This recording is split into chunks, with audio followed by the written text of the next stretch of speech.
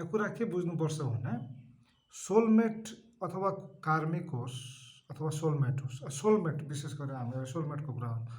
Soulmate तपाईँको लाइफमा आउँछ, धेरै हुन्छन् तपाईँका सोलमेटहरू, भेटिने छुट्टिने, उनीहरूसँग केही सिक्नुपर्ने हुन्छ, उनीहरूले केही हामीलाई सिकाउनु पर्ने हुन्छ, उनीहरूले धेरै हामीलाई मद्दत गर्छन्, सपोर्ट गर्छन्, माया गर्छन् कुनै न कुनै रूपमा आएर।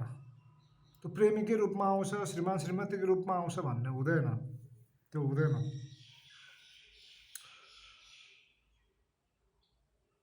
त्यो चाहिँ सोलमेट चाहिँ कुनै पनि रूपमा आएर हामीलाई उसले केही सिकाउँछ क्या, हामीलाई मद्दत गर्छ, because it was the time.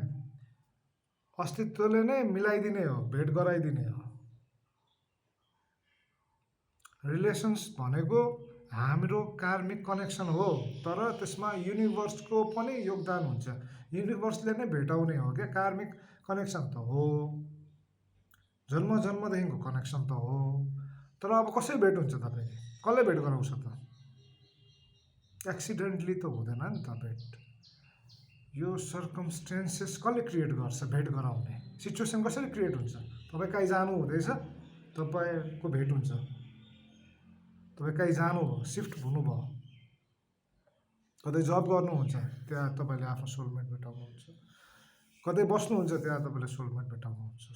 त्यो तपाईँको कार्मिक कनेक्सन भए पनि त्यो भेट कुन बेला भेट गराइदिने भन्ने कुरा चाहिँ युनिभर्सको हातको कुरा हो क्या।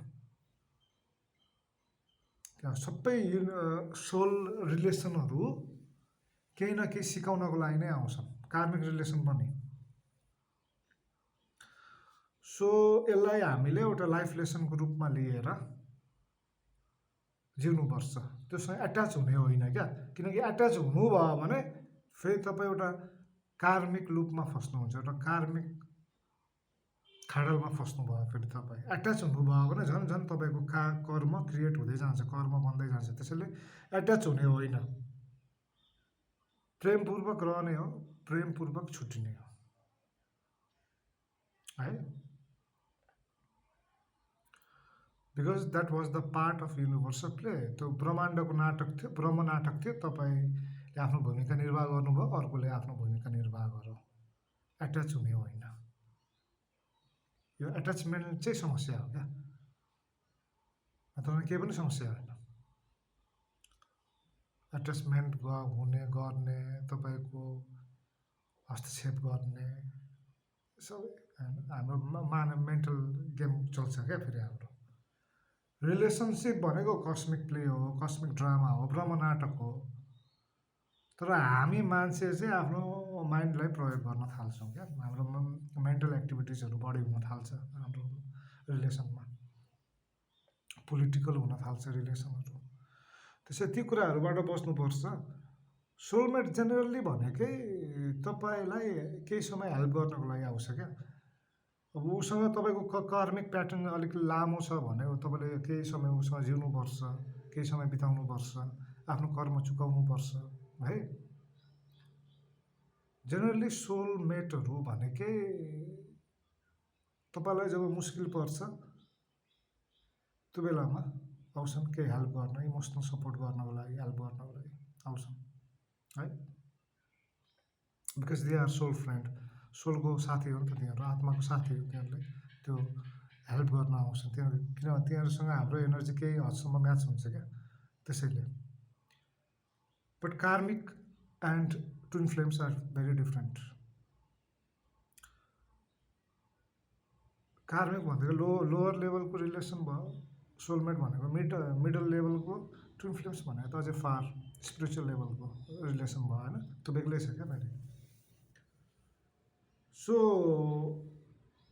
तपाईँले आफ्नो लागि सोलमेट खोज्छु भनेर तपाईँले पाउनुहुन्न,